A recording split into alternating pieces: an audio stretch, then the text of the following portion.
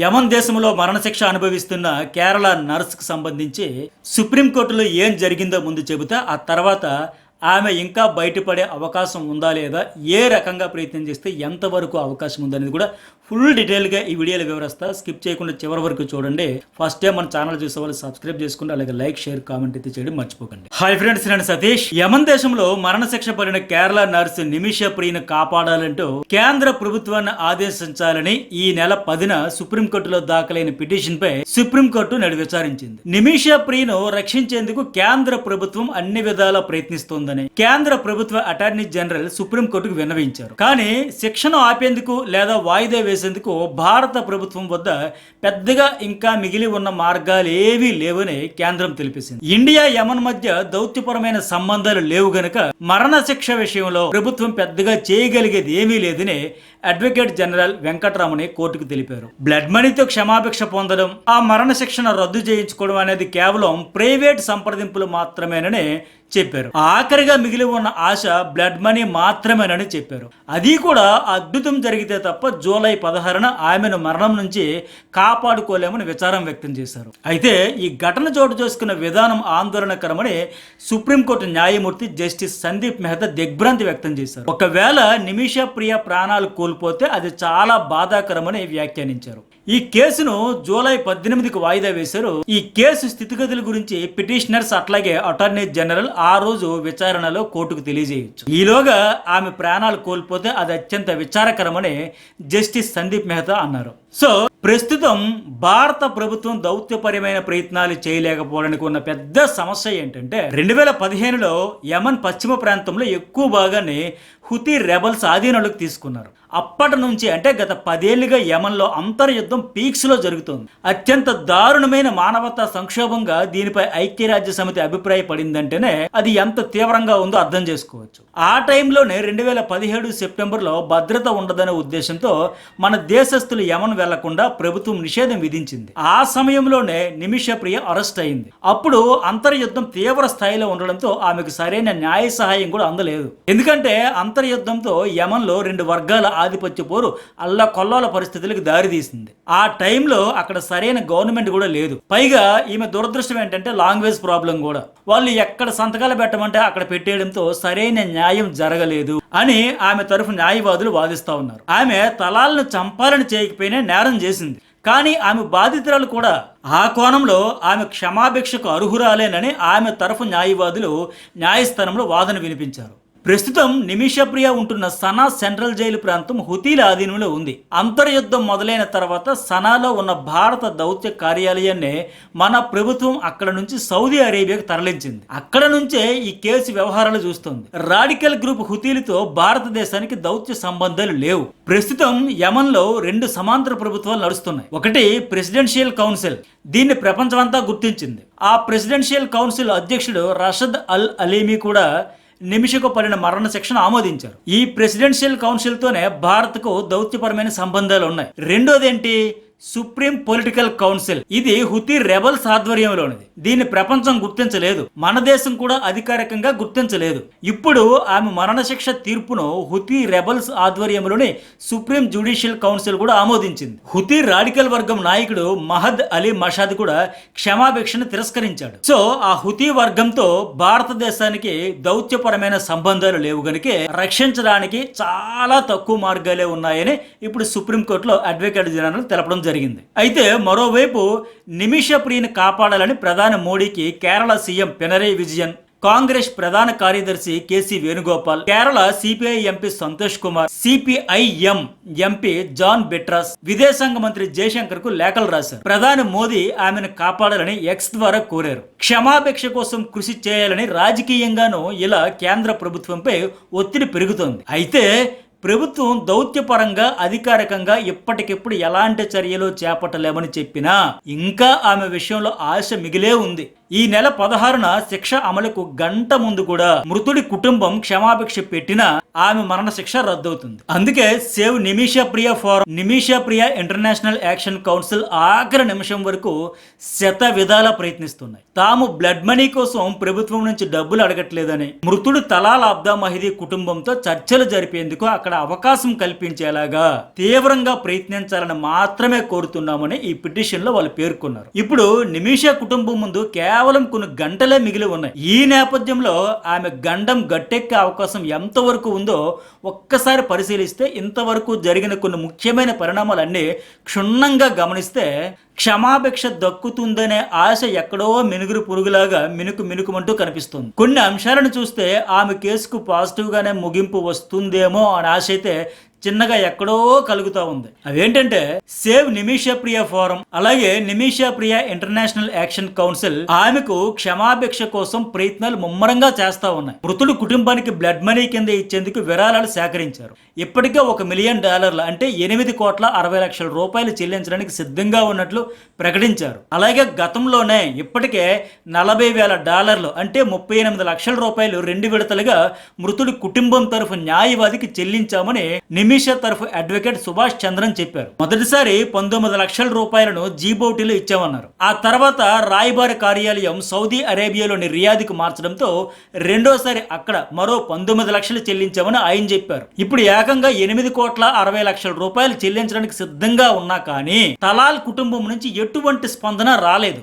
Blood మనీకి అంగీకరించినట్లు వాళ్ళు చెప్పలేదు. అలా అని క్షమాభిక్ష పెట్టము అని కూడా చెప్పలేదు. వాళ్ళు సైలెంట్ గా ఉన్నారు. దీంతో మౌనం అర్ధంగీకారం అనే అనుకోవలసి వస్తుంది. ఎందుకంటే గతంలోనే వాళ్ళ న్యాయవాది ద్వారా 38 లక్షలు చెల్లించారు కనుక ఇప్పుడు బ్లడ్ మనీకి తలాల్ కుటుంబం అంగీకరిస్తుంది అనే ఆశ కలుగుతుంది. కాకపోతే 8,60,00,000 అగ్రి అవుతారా లేక అంతకంటే ఎక్కువ డిమాండ్ చేస్తారా అనే డౌట్స్ కూడా ఉన్నాయి. కానీ ఇక్కడ అసలైన సమస్య ఏంటంటే మనీ కాదు, డబ్బులు మ్యాటర్ కాదు. వాళ్ళు ఎంత కావాలని కోరితే ఆ అమౌంట్ ఏర్పాటు చేయడానికి మలయాళీలు సహా భారతీయుల్లో చాలా మంది విరాళాలు పంపించడానికి సిద్ధంగా ఉన్నారు. కానీ ముందు తలాల్ అబ్దో మహదీ కుటుంబం దయ చూపాలి. వాళ్ళు క్షమాభిక్షకు అంగీకరించడం ముఖ్యం. గతంలో కొన్ని కేసుల్లో 42 కోట్ల రూపాయలు ఆఫర్ చేసి క్షమాభిక్ష ప్రసాదించమని రిక్వెస్ట్ చేసిన సౌదీలో కొందరు మృతుల కుటుంబాలు అంగీకరించలేదు.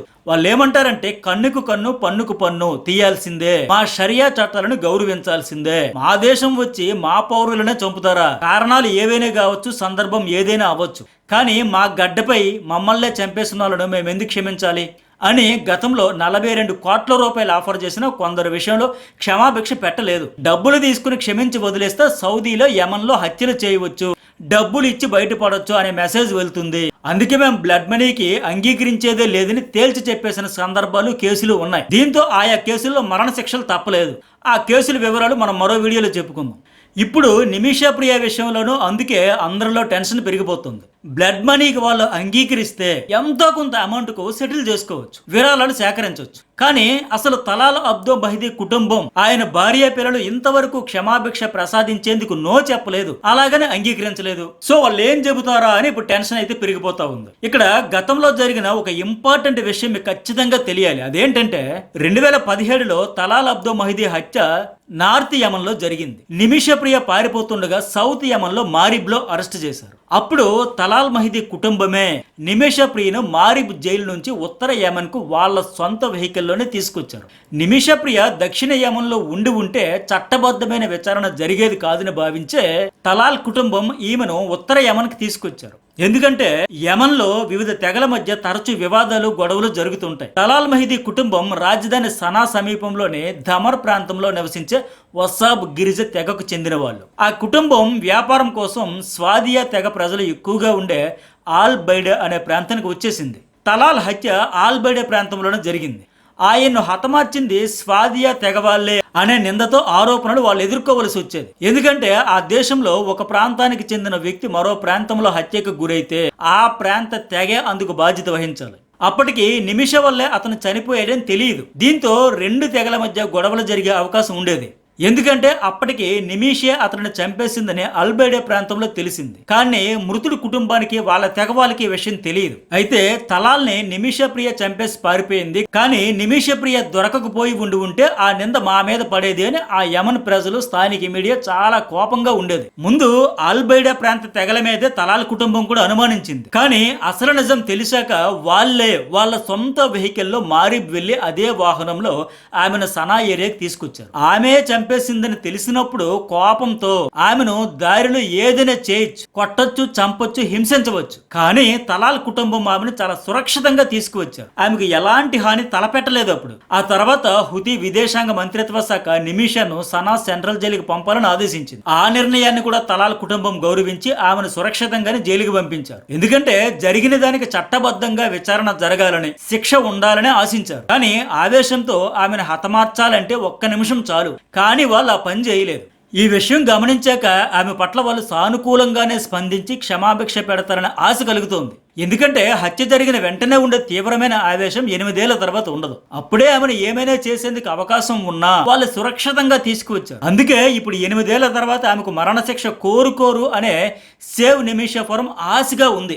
నిమిషా ప్రియ ప్రస్తుతం యమన్ రాజధాని సెనా సెంట్రల్ జైల్లో ఉంది. ఆమె నర్స్ కనుక ఆ జైల్లోనే ఇతర ఖైదీలకు ఆరోగ్య సమస్యలు ఉంటే సర్వీస్ అందిస్తుంది. అలాగే హత్యకు ముందు కూడా ఆమె వైద్య సేవలపై చాలా మంది సంతృప్తి వ్యక్తం చేసేవాళ్ళు. ఆమె పెట్టిన ప్రైవేట్ క్లినిక్ కు మంచి పేరు వచ్చింది. ఆమె గురించి ఆ ప్రాంతంలో బాగా తెలిసిన వాళ్ళు నిమిషా కూడా బాధితురాలే, తలాల్ చేతిలో చాలా ఇబ్బందులు పడిందనే చెబుతారు. ఈ విషయాలన్నీ స్థానిక తెగల నాయకులకు తెలుసు కనుక వాళ్ళు కూడా తలాల్ కుటుంబాన్ని బ్లడ్ మనీ కోసం ఒప్పించే అవకాశం ఉంది. ఇక్కడ ఇంకొక ఇంపార్టెంట్ విషయం ఏంటంటే, సాధారణంగా హత్య కేసులో దోషులకు యమన్లో ఎక్కువ సమయం ఇవ్వరు. దోషి అని తేలిన తర్వాత చాలా వేగంగానే మరణ శిక్షలు అమలు చేసేస్తారు. కానీ నిమిషా ప్రియ విషయంలో అక్కడి న్యాయస్థానాలు కూడా ఆమె బాధితురాలే అనే అంశాన్ని దృష్టిలో ఉంచుకునే చాలా సమయం ఇచ్చాయి. ఇంతవరకు ఆమెకు మరణశిక్ష అమలు చేయకపోవడానికి ఇందాక నేను చెప్పిన కారణాలన్నీ న్యాయస్థానం కూడా పరిశీలించింది కనుకే, ఆమెను బాధితురాలిగా గుర్తించింది కనుకే ఆమెకు వెంటనే మరణశిక్ష అమలు చేయడానికి ఆదేశాలు ఇవ్వలేదు. 2017లో దోషి అని తేలితే 2020లో సనాలోని క్రిమినల్ కోర్టు నిమిషా ప్రియకు మరణశిక్ష విధించింది. ఆ తర్వాత యమన్ సుప్రీంకోర్టుకు వెళ్లారు. 2023 నవంబర్లో ఆ తీర్పును సుప్రీంకోర్టు సమర్థించింది, క్షమాభిక్షకు తిరస్కరించింది. ఈ ఏడాది మొదట్లో యమన్ హుతీ నాయకుడు మహదీ అలీ మషద్ మరణశిక్షను ఆమోదించాడు. ఇప్పుడు జూలై 16న మరణశిక్ష అమలు చేయాలని డిసైడ్ చేశారు. ఇలా హత్య కేసులో దోషి అని తేలాక ఇన్ని సంవత్సరాలు సమయం ఇవ్వడం అనేది యమన్ దేశ చరిత్రలోనే ఫస్ట్ టైం. న్యాయమూర్తులకు కూడా ఆమె పట్ల కన్సర్న్ ఉండడం వల్లే ఇంత సమయం ఇచ్చారు. అయితే దీని వెనక మన దేశ ప్రభుత్వం చేసిన ప్రయత్నాలు కూడా ఉన్నాయి. లేదంటే అప్పుడే ఆమెకు శిక్ష అమలు చేసేసేవాళ్ళు. అసలు అప్పుడు మన దేశం చేసిన ప్రయత్నాలు ఏంటంటే, 2017లో నిమిషా ప్రియ అరెస్ట్ అయినప్పుడు ఈ విషయాన్ని మానవ హక్కుల కార్యకర్త, ఏవియేషన్ కన్సల్టెంట్ గా పనిచేస్తున్న శామ్యూల్ జెరోమ్ మీడియా దృష్టికి తీసుకొచ్చారు. ఈయన నిమిషా ప్రియ కుటుంబం తరఫున పవర్ ఆఫ్ అటార్నీ హోల్డర్ గా ఉంటున్నారు. నిమిషా ప్రియకు తలాల్ కుటుంబం నుంచి క్షమాభిక్ష కోసం చేస్తున్న ప్రయత్నాల్లో ఈయన కీలకంగా వ్యవహరిస్తున్నారు. ఆయన అప్పటి విదేశాంగ సహాయ మంత్రి వికే సింగ్ సహాయాన్ని కోరారు. వికే సింగ్ వెంటనే స్పందించి చర్యలు చేపట్టారు. ఈస్ట్ ఆఫ్రికాలోని జిబౌటీలో ఉన్న భారత రాయబార క్యాంప్ ఆఫీస్ ద్వారా ఒక నోట్ వెర్బల్ అధికారిక రిక్వెస్ట్ పత్రం పంపించారు. ఆ నోట్ వెర్బల్ తీసుకుని హుతీ విదేశాంగ శాఖకు అందజేశారు. అప్పుడే ఆ తర్వాతే నిమిషా ప్రియను ఆల్ బైడా ప్రాంతంలోని జైలు నుంచి సనా సెంట్రల్ జైలుకు మార్చారు. నిమిషా ఇన్ని రోజుల ప్రాణాలతో ఉండడానికి నాడు వికే సింగ్ పంపించిన ఆ లేఖే కారణం. అలాగే యమన్ దేశం కోర్టుల్లో నిమిషా కేసు వాదించడానికి భారతదేశం న్యాయవాదిని కూడా గతంలోనే నియమించింది. అక్కడ ఆ ప్రాంతంలో మన దేశ ప్రధాని నరేంద్ర మోదీకి మంచి పేరు ప్రఖ్యాతులు ఉన్నాయి. సో ప్రభుత్వం ఎంత ఎక్కువ జోక్యం చేసుకుంటే అంత త్వరగా మరణశిక్ష రద్దయ్యే అవకాశం ఉందని సేవ్ నిమిషా ఫోరం అభిప్రాయపడుతుంది. రెబల్స్ హుతీ వర్గంతో డైరెక్ట్ గా ప్రభుత్వం చర్చించినా పర్లేదు, లేదా మిత్ర దేశాలైన ఒమన్, ఇరాన్ దేశాల నేతలతో అయినా హుతీలతో సంప్రదించవచ్చు. వాళ్ళ ద్వారా తలాల్ కుటుంబాన్ని క్షమాభిక్ష కోరవచ్చు. భారతదేశం అంటే హుతీలకు గౌరవం ఉంది. 2015లో అంతర్యుద్ధం తీవ్రంగా జరుగుతున్న సమయంలో కూడా మన దేశస్తులను యమన్ నుంచి సురక్షితంగా తీసుకురావడానికి ఆపరేషన్ రహద్ చేపట్టారు. వేలాది మంది భారతీయులను క్షేమంగా స్వదేశం తీసుకొచ్చారు. ఆ టైంలో హుతీలు ఎలాంటి ఇబ్బందులు పెట్టలేదు. పైగా పూర్తిగా మన దేశ పౌరులకు రక్షణ కల్పించారు. మన దేశం క్షేమంగా చేరుకునేదానికి పూర్తిగా సహకరించారు వాళ్ళు. సో ఇలాంటి నేపథ్యంలో మన విదేశాంగ శాఖ అధికారికంగా జోక్యం చేసుకుని చొరవ తీసుకుంటే ఆమె మరణశిక్ష నుంచి బయటపడేయవచ్చు అని ఇప్పుడు సేవ్ నిమిషప్రియ ఫోరం అభిప్రాయపడుతుంది. హుతీ రాడికల్స్ వర్గానికి భారతదేశంపై ఉన్న నమ్మకంతో పాటు 2017లోనే కేంద్ర సహాయ మంత్రి విపి సింగ్ ప్రయత్నాలతోనే శిక్ష ఇన్నాళ్ళు వాయిదా పడింది. ఇప్పటికైతే చాలా తక్కువ సమయమే ఉంది గనుక తక్షణమే మన ప్రభుత్వం చర్యలు చేపడితే సానుకూల ఫలితం వచ్చేందుకు అవకాశం ఉందని save Nimisha Priya forum, Nimishapriya international action council ఆశాభావం వ్యక్తం చేస్తున్నాయి. ఎందుకంటే ఈ కొద్ది గంటల్లో మిగిలి ఉన్న ఏకైక మార్గం తలాల్ అబ్దా మహదీ కుటుంబం బ్లడ్ మనీ స్వీకరించి క్షమాభిక్ష పెట్టడమే. వాళ్ళు కనికరించకపోతే ఈ నెల 16న మరణశిక్ష అమలు చేసేస్తారు. అలాగే ఇప్పటికే నిమిషప్రియ యమన్ దేశం ఎప్పుడు వెళ్లారు, ఇంతవరకు ఏం జరిగింది అనేది ఫుల్ డీటెయిల్ గా ఒక వీడియో అప్లోడ్ చేశా. ఆ వీడియో చూడని వాళ్ళు చూడండి. అట్లాగే ఈ నిమిషప్రియ మాదిరిగానే కేరళవాసి రహీం కూడా గతంలో మరణశిక్ష పడింది. కానీ ఆయన అదృష్టవశాత్తు బ్లడ్ మనీ ద్వారా బయటపడ్డాడు. మరి ఆయన ఎట్లా బయటపడ్డాడంటే నిజంగా అది ఒక అద్భుతం. ఆ వీడియో కూడా ఇప్పటికే మన ఛానల్లో అప్లోడ్ చేస్తా. చూడని వాళ్ళు ఆ వీడియో కూడా చూడండి.